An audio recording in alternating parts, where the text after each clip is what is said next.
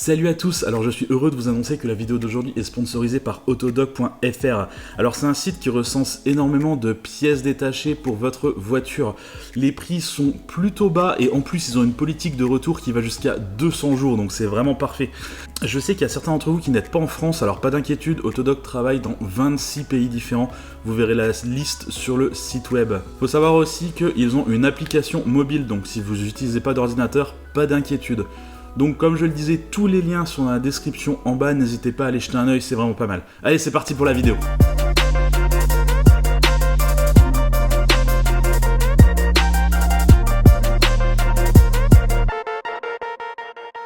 Bon, dans cette vidéo, je vais vous parler de l'histoire des logos des marques automobiles françaises. Et je vais commencer par Peugeot parce que c'est personnellement ma marque française préférée. Je trouve qu'ils sont en avance sur les autres en termes de design, en termes d'ambition, en termes de technique, et ce depuis quelques années déjà. Je suis d'ailleurs très content de mon daily qui est une Peugeot 308 SW que je possède depuis 4 ans déjà et avec laquelle j'ai vraiment très peu de problèmes. Bon alors c'est la 308 phase 1, donc c'est celle qui est absolument moche mais elle vaut rien, elle me coûte rien et elle est relativement fiable, donc c'est génial. En plus elle est plutôt pas mal équipée. Bon alors tout le monde connaît le Lion Peugeot, bah déjà parce qu'ils en sont très fiers, hein. Ils nous ressortent à toutes les sauces avec les occasions du Lion, la marque au Lion, etc. etc. Et puis pour ceux qui ont été dans un salon de l'auto dernièrement, ils ont forcément vu cette énorme structure en forme de lion qui a été sur chaque salon où Peugeot a été présent cette année. Enfin cette année en 2018. C'est le Peugeot Design Lab qui a réalisé cette statue. Bon, je digresse un petit peu, mais en gros le Peugeot Design Lab, c'est un studio de design Peugeot qui va s'occuper de tout ce qui n'est pas les voitures de série Peugeot. Donc ça va être certains concepts cars, ça va être des produits, ça va même être des produits des autres marques. Il y a notamment Airbus qui a fait appel au Peugeot Design Lab. À côté de ça, ils ont réalisé certains concept cars de Peugeot, notamment un de mes concept cars préférés qui est la Peugeot Onyx présentée en 2012, ainsi que tous les produits dérivés de ce concept car. Autant dire que le Peugeot Design Lab, ils sont pas mauvais et ça se reflète vraiment dans cette sculpture. Mais au final, ce lion, il vient d'où? Il date de quand? En réalité, il remonte bien plus loin que l'histoire de l'automobile, puisqu'il a été dessiné au milieu du 19e siècle, une cinquantaine d'années avant les premières automobiles Peugeot. En général, ça surprend quand on dit ça, parce que pour le commun des mortels, Peugeot, c'est surtout les voitures. Éventuellement les vélos, ou encore les moulins à café, si on s'est trompé de rayon à Maison du Monde et qu'on est tombé sur ces fameux moulins à café Peugeot, entre les boules pour masser les pieds et le thé boulgour concombre. Mais les gens vont considérer que ces vélos ou ces moulins à poivre, tous ces produits sont en fait dérivés de l'automobile, alors qu'en réalité, Peugeot faisait ces produits bien avant avoir commencé l'automobile. Par exemple, le premier moulin à café Peugeot remonte à 1840. Du coup, pour comprendre le logo Peugeot, le lion Peugeot, il faut remonter beaucoup plus loin dans l'histoire de Peugeot. Il faut remonter jusqu'en 1810. Quand la famille Peugeot se lance dans l'industrie de l'acier. Ils vont se mettre à produire des scies qui vont avoir un certain succès assez rapidement. Et du coup, la famille Peugeot va demander à un orfèvre, Justin Blazer, de réaliser un logo qui représente la qualité des scies Peugeot. Donc cet orfèvre va réaliser plusieurs logos, va faire plusieurs propositions, et finalement c'est un lion qui va être retenu. Un lion sur une flèche qui va retenir vraiment l'attention de Peugeot. Ce lion représente la dureté des dents, la souplesse de la lame et la résistance même des scies Peugeot.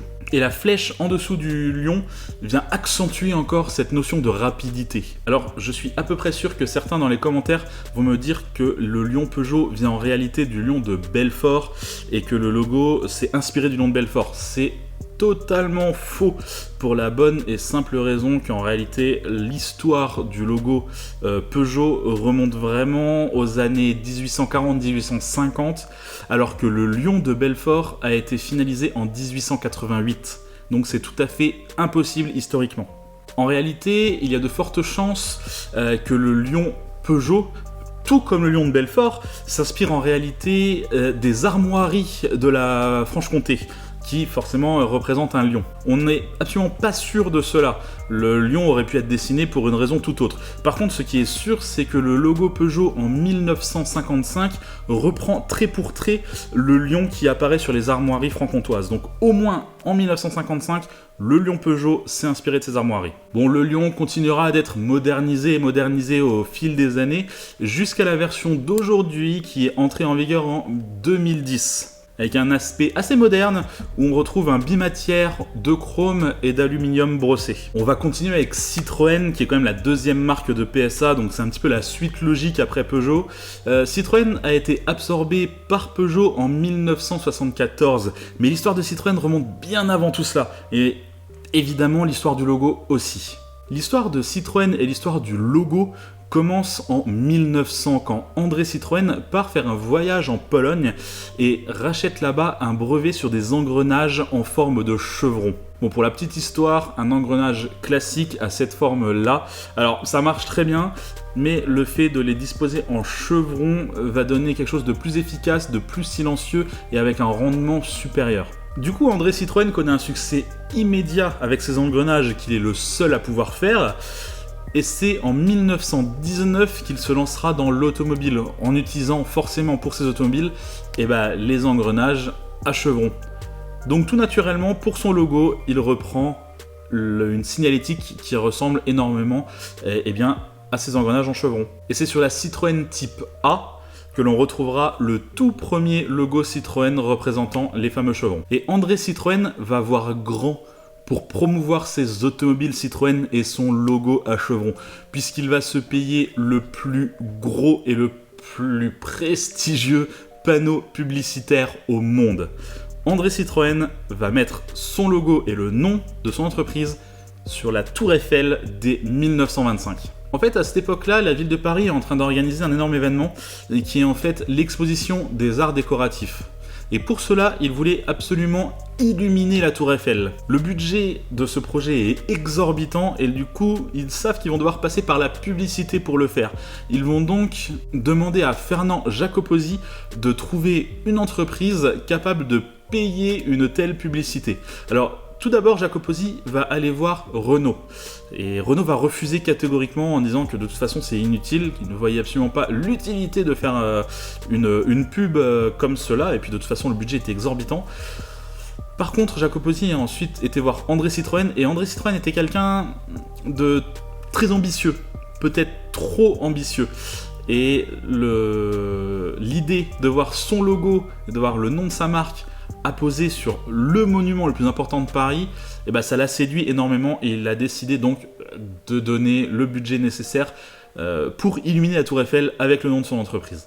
Et la Tour Eiffel gardera les chevrons de Citroën jusqu'en 1935, date à laquelle Citroën est au bord de la faillite et est donc racheté par l'entreprise Michelin.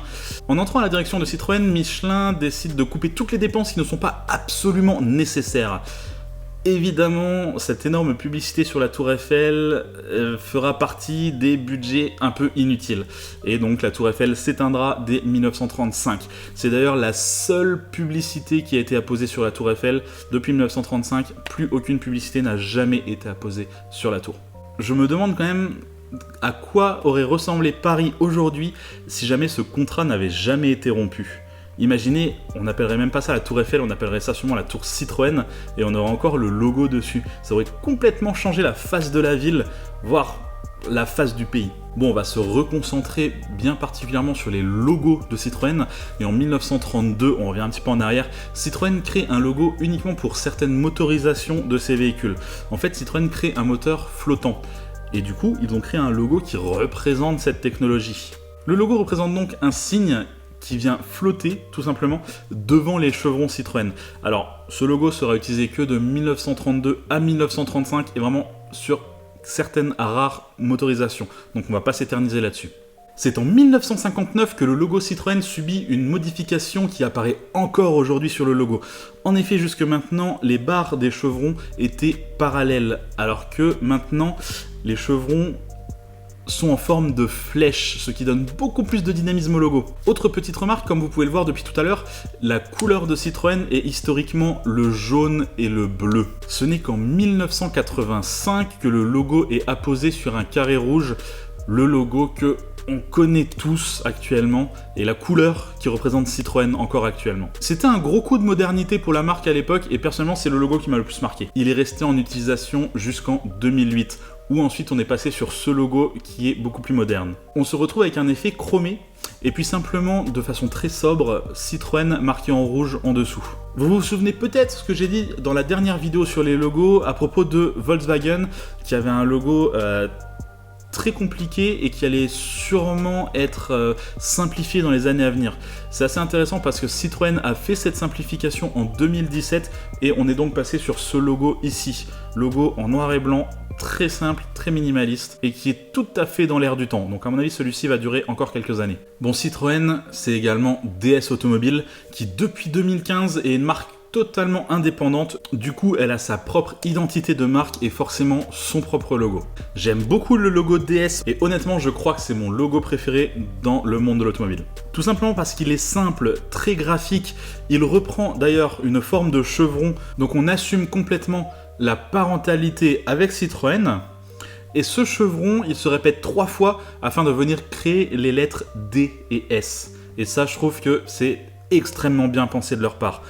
De plus, le fait que les chevrons se répètent, on peut les faire se répéter à l'infini et venir créer un pattern qui est utilisé à toutes les sauces chez DS depuis quelques temps, notamment la capote de la DS3 qui reprend ce pattern. Je trouve ça personnellement très classe, très élégant, en gros tout ce que veut être la marque DS Automobile. Bon, parmi les grandes marques françaises, forcément on ne peut pas passer à côté de Renault.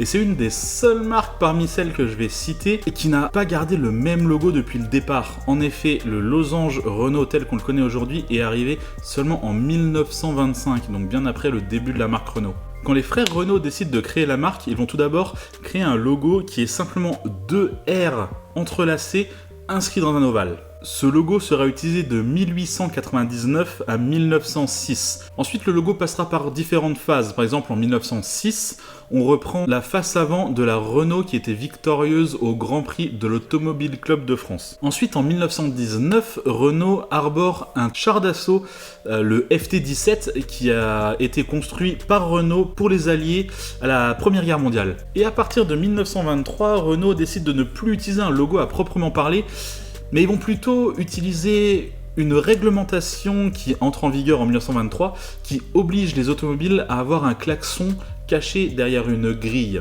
Et cette grille, ils vont l'utiliser pour représenter la marque. Tout d'abord, ce sera une grille ronde avec simplement marqué Renault au centre. Le problème, c'est que cette forme ne se marie pas très bien avec le capot assez caractéristique des Renault. Donc très rapidement, au bout d'1 an d'utilisation seulement, la grille ronde disparaît pour laisser place à une grille en forme d'ovale. Et c'est enfin la création du fameux logo losange de Renault. Ce losange sera notamment installé en 1926 sur la Type NM 40 chevaux qui a battu le record de vitesse et qui était notamment exposé au Salon de l'Automobile de Paris en octobre dernier. Ça a été un énorme coup de pub pour Renault et ça a permis également de mettre en avant ce fameux nouveau logo. Une déclinaison de ce logo est créée pour les véhicules haut de gamme de Renault. Oui, à l'époque, Renault faisait du vrai haut de gamme très réputé, pas comme actuellement. Et il fallait un logo différent pour différencier ces modèles vraiment haut de gamme des véhicules plus milieu de gamme. Et finalement, Renault décide tout simplement de venir insérer une petite étoile au-dessus du losange pour différencier ces véhicules. Bon, désormais, on sait quand le losange est apparu, mais par contre, on ne sait pas quand la couleur jaune est apparue. Alors, la couleur jaune, elle est apparue en 1946, au moment de la nationalisation de la marque Renault.